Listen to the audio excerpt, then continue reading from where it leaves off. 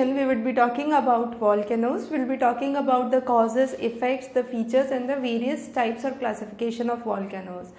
So to start with, volcano was derived from a Roman word which is Vulcan, and that is the god of fire.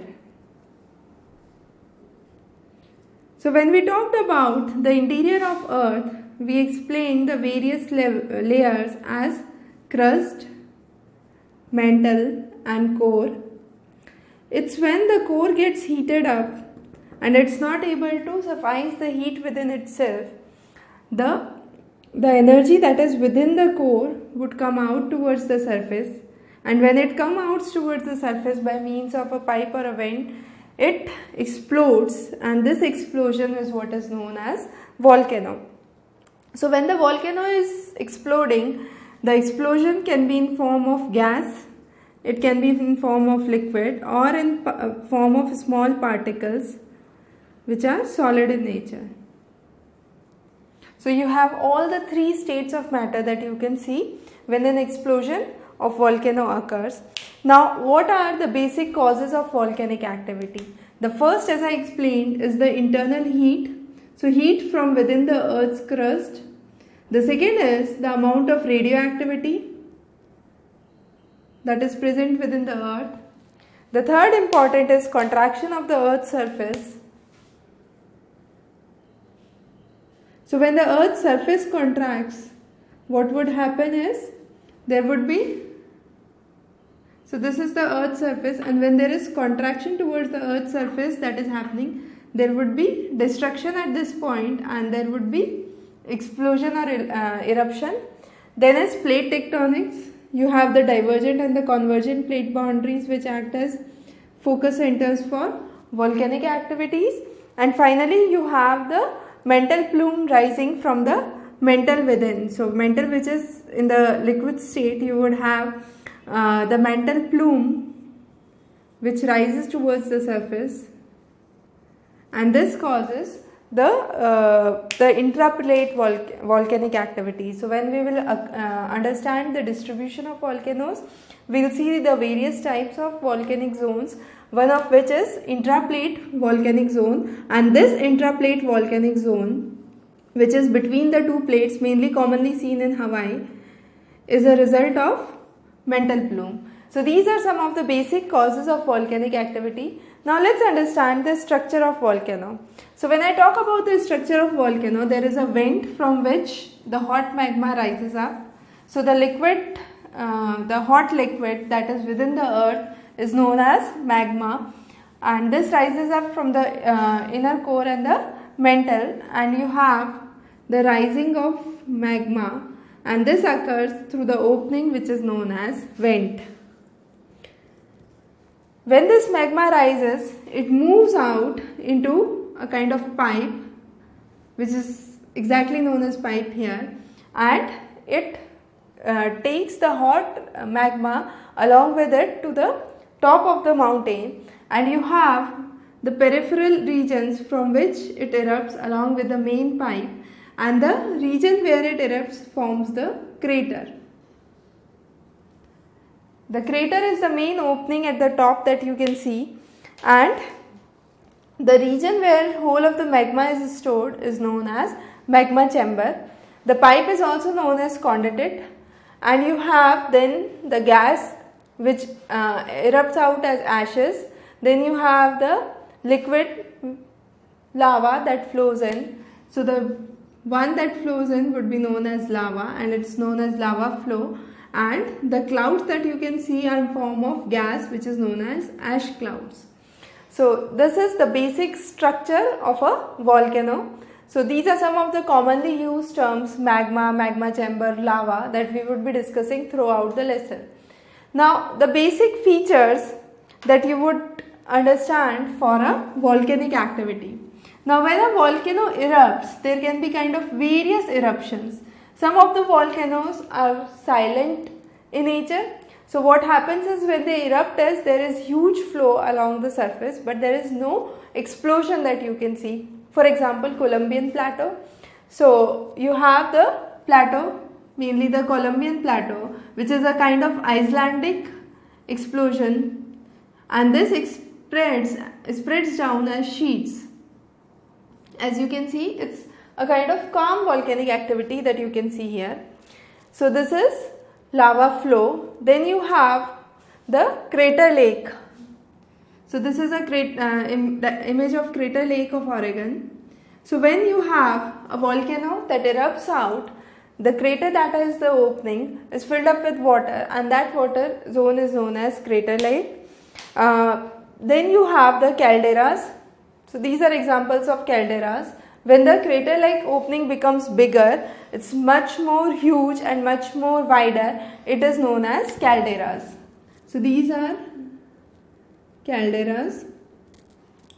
Then you have the geysers and the hot springs.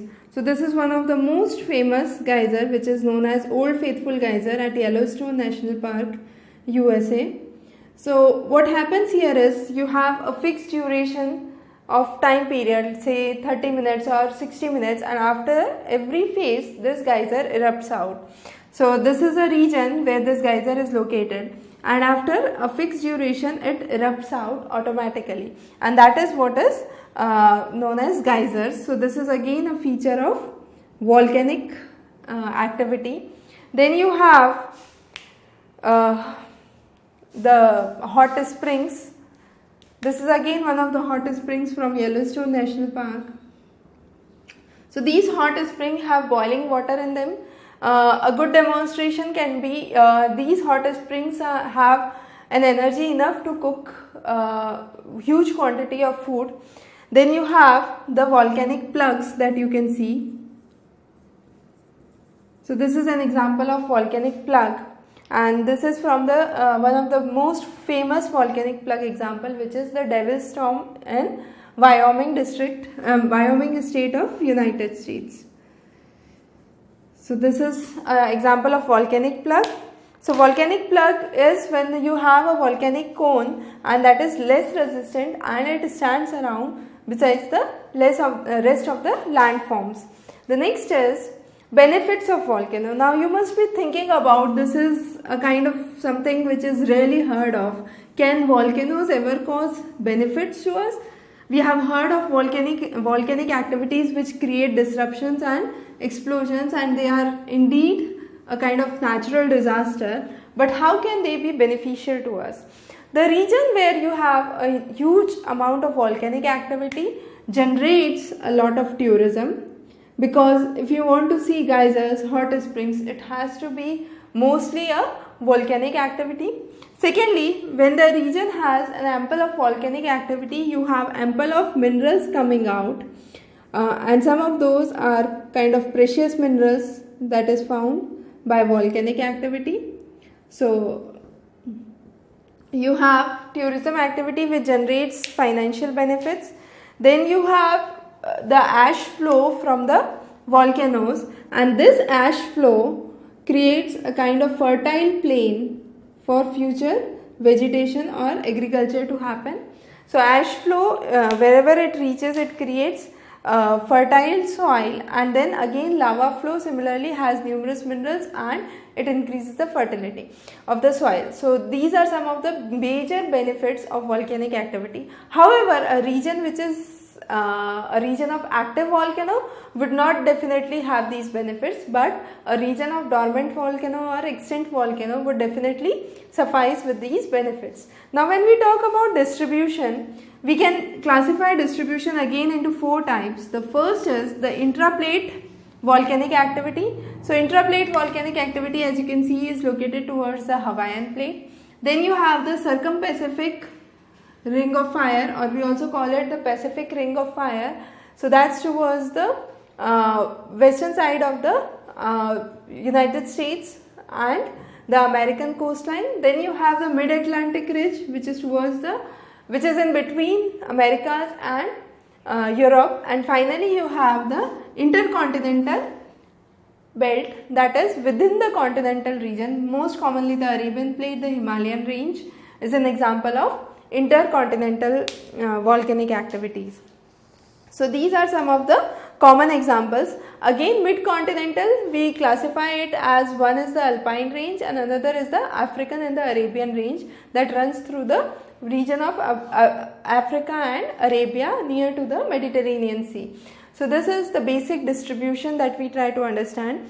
However, the circum-Pacific ring of fire is the zone of convergence. This is the zone of divergence or the convergent plate boundaries that you can see. So plate tectonics has a basic role to play in the regions which demarcate the active volcanic regions. Now what can be the effect of volcanic eruptions? When I talk about effect of volcanic eruptions, the eruptions can occur and lead to various forms. The first is the pyroclastic flow.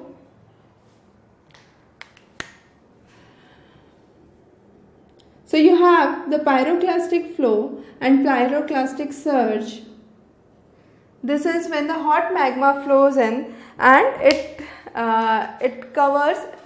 can be seen in two forms, ingredients and new ardents. So ingredients are small particles that are exploded which are very light material, and finally you have the growing clouds or the ash clouds which could be seen as new ardents. So that's the pyroclastic flow. The next is lahars. Lahar is the lava flow or the smooth flow of lava as sheets. The next is ash clouds. We also call these as cinder clouds, cinder cones or ash cones. So these are dome shaped structure. Then you have debris that goes along with the lava flow. Then next you have the lava blast that is mostly seen in the violent or explosive mostly seen in the violent or explosive volcanic eruptions. So you have the blast, and next is lava. So details on lava, we can classify lava in two forms, the lava based on texture and lava based on composition. When I talk about lava based on texture, we classify it into four types: the Paho lava, A lava, sheet lava and blocky lava. So this is Pahoi lava, this is A lava, you have the sheet lava and the blocky lava. Now let's understand the difference. As you can see, the Pahoi lava is a kind of lava commonly seen in the Hawaiian islands. It is much more thin, plastic in nature, glossy, and it moves in flow. However, Aha lava is much more angular. It's not that smooth. I can say it's rough in nature. So that's the basic difference between the two. The rate of flow of Aha lava is around 50 kilometers per hour. Then you have the sheet lava. It occurs at sheets like the Columbian Plateau, and then finally the blocky lava which occurs as block, which are much more thicker, stronger and much more viscous in nature. The next classification is based on composition. So when I say composition, we can classify these as into four types. You have the ultramafic, mafic, intermediate and felsic. Ultramafic is the one which has a very less silica content of less than 45% silica content. You have mafic which ranges from 45 to 52. Intermediate which lies between 52 to 63. And more than 63 would be felsic or acidic in nature. Now this is based on the amount of silica they have. Now further we can divide these four compositions into either extrusive volcanoes or intrusive volcanoes. Extrusive volcanoes are the external volcanoes, means the external features that you could see, and the intrusive volcanoes are plutonic, which lie within the rock beds. So they do not come, or they are not exposed to the surface. And then finally it's based on crystallization. So ultramafic usually have high temperature crystallization. So these are the rock samples that you can see under each of the rocks. The most common example that we talk about is basalt, andesite. So these are some of the most common examples that we talk about. So we see lot of basalt rocks, and that is an example of extrusive volcanic deposit which is mafic in nature. Now understanding this is again very important because the region of felsic, the felsic deposits is mainly seen where you have explosive materials. So you have commonly felsic deposits seen in Larsen Park. California is a good example to understand the felsic deposits. Then you have angular deposits which are seen in intermediate rocks, and mafic rocks usually just have smooth deposits, and they are kind of hottest and most fluid, I could say, among all these. Now let's move on to the classification of volcanoes. When I try to classify volcanoes, there are numerous parameters I can take or numerous forms I can understand or classify volcanoes. The first is based on activity. So when we talk about classification of volcanoes, the first classification we would do is based on activity. We can say it could be explosive, and explosive means it's erupting very hard, and effusing means it's just moving smoothly. So it's not exploding, there is no explosion, then we call it effusive, and if there is sudden explosion or violent explosion, we call it explosive. So that is based on activity. The second volcanic classification that we would be discussing is based on the mode of eruption. So when we talk about mode of eruption, it could be either central or fissure. So you have fissure and central. Central means you have a vent opening and you have a single pipe through which the volcano erupts.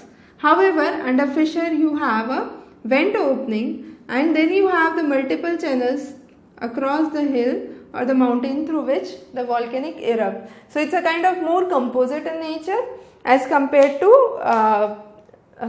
the central volcano, and this fissure is mainly caused due to the plate tectonic activity. So when the plate slides, you don't have a single region where you have the volcanic activity. You would have small fissures across the plate where you would have the volcanic activity. So these are the two classifications that we talk about. First is activity, second is mode of eruption. The third is based on frequency. When I say based on frequency means how frequently the volcano erupts. So I can again classify into one of the most simplest classification, that is extinct, dormant and active. So active volcanoes are usually found around the Pacific Ring of Fire. We say on an average there are 500 or more active volcanoes, and every year around 50 volcanoes erupt.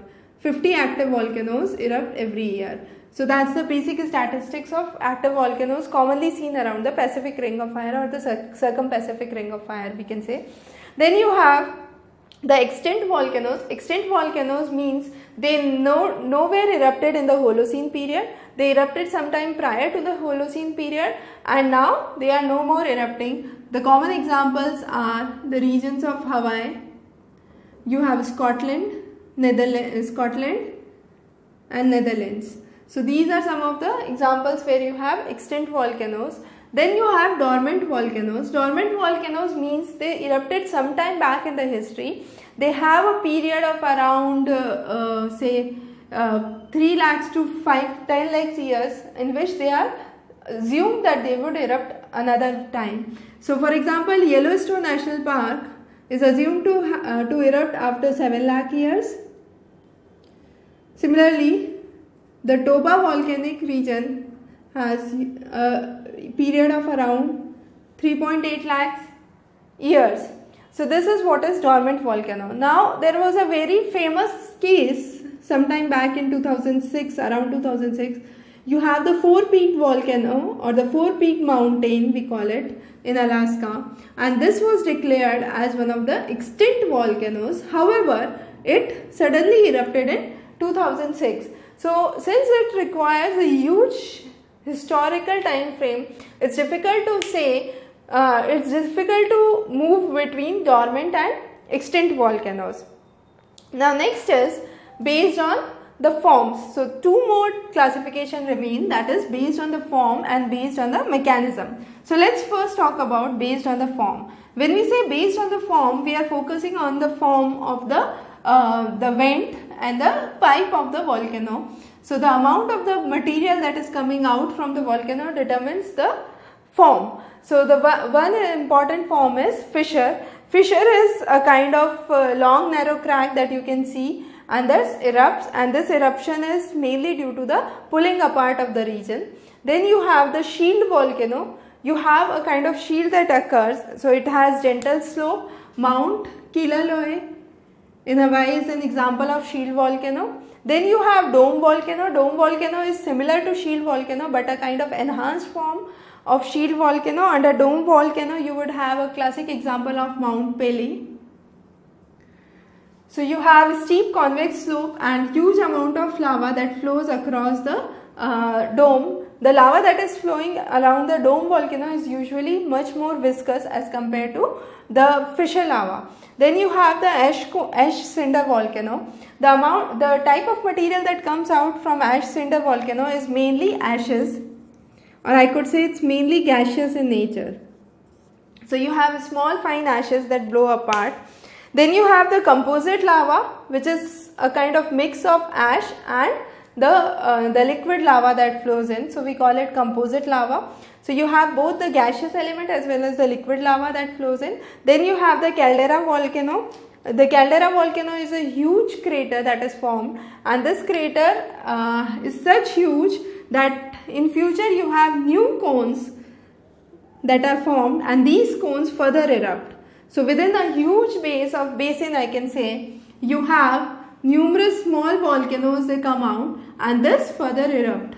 So this is what is a caldera volcano. Then besides caldera volcano, there are two other volcanoes. One is strato and other is spatter.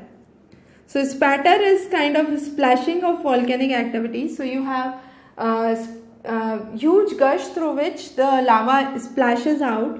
So that is known as splatter volcano. It does not has enough amount of lava that flows, but it's mainly gaseous that splatter out. And finally you have the stratovolcano, which is much more steeper and explosive. Now based on mechanism, we can classify volcanoes into three major types, and then you have the subtypes. So all these that you can see here are subtype of magmatic I could say component of volcano, which is based on the mechanism. So first is phreatic. Phreatic is mainly based on steam blast. So when you have the water that reacts with the volcanic material, there is a kind of blast that takes place. It's highly explosive in nature, and the common example is the Taal volcano and the Antilles, the Pacific, you can see. So you have the phreatic, that's the first classification, which is mainly based on steam blast. The second is phreatomagmatic. Phreatomagmatic is based on thermal contraction. So you have phreatomagmatic, and this is based on thermal contraction. So rather than thermal expansion from within the earth, you have thermal contraction, and this thermal contraction leads to phreatomagmatic volcanic activities. This could further be classified into three types. You have the Suryatsen, then you have the subglacial and the submarine. So subglacial and the submarine are very clear from the name itself. So subglacial is below the glacial and submarine is below the ocean body. So subglacial, a classic example is Mount Mauna Kea in Hawaii. Submarine, you have the Bovis and the Cross Islands that have submarine activities. And then you have the Suryatsen. Suryatsen is a hydrovolcanic, I could say. It's hydrovolcanic. So you have reaction of water with the magma, and it usually occurs in the shallow water between the deep ocean and the surface, and what is produced is a kind of radial lava that you can see here. The next is magmatic lava. Under magmatic flow, you have mainly the gases which are under huge pressure, they erupt out. Now magmatic lava can be classified into these further types. So first is the Icelandic eruption. Icelandic eruption, as we talked about, are smooth sheets of lava flow that you can see. The lava is thin, viscous, glassy in nature, and it flows along like sheets of huge sheets A common example is the Columbian Plateau. So Columbian Plateau in the state of Columbia, US would be an example of Icelandic eruption. Then you have Hawaiian eruption. Hawaiian eruption is much more similar to Icelandic eruption. Both of these are effusive in nature. We talked about volcanoes based on activity. So these two are based on effusive structures and the remaining are eruptive. So these two are effusive. Hawaiian eruptions are usually calm. They are smooth. They have very lot of fluid that flows around, and they go to a huge extent, cover a huge area, but they never erupt out. So they are kind of very calm volcanic zones that you can see, commonly seen in the region of Hawaii. Now we move on to Strombolian. Strombolian is kind of short-lived. It is much more exclusive. When it erupts out, there is a huge sound that comes out, and with that sound you have lot of magma that rises up high into the air and it flows out into the nearby area. So usually the name is given after the Strombolian volcanic area. So it ejects laprise, volcanic bumps and other kind of stuff. Then you have the Vulcanian eruption. Vulcanian eruption is the common name or the commonly seen volcanic eruptions, hence the name Vulcanian eruption. Vulcanian eruption is usually highly viscous in nature. It is not that pronounced as the Pylian eruption. An example of Vulcanian eruption would be the Lipari Island and the Sukharjina Islands. So these have the area of volcanic eruption. The material that is coming out is mainly andesite and dactic. So that is towards the side of mafic, and it's not kind of ultra mafic rock. So it's a kind of intermediate rock formations that you see under Vulcanian eruptions. So based on the forms of lava explosion or the composition that we talked about. The next is Pylian eruption. Pylian eruption is seen in Mount Pylian and Mayon. It's kind of explosive. You have huge ash flows that flow around. You have the crater that forms towards the center. However, the most violent eruption is the Pylian eruption, commonly seen in St. Helens. St. Helens, when it erupted in 1980, there was, so this is the map of United States. So this is the region where St. Helens erupted, and its impact was seen till the region of Oklahoma, around more than 2000 kilometers far away or 2000 miles far away from the St. Helens mountain.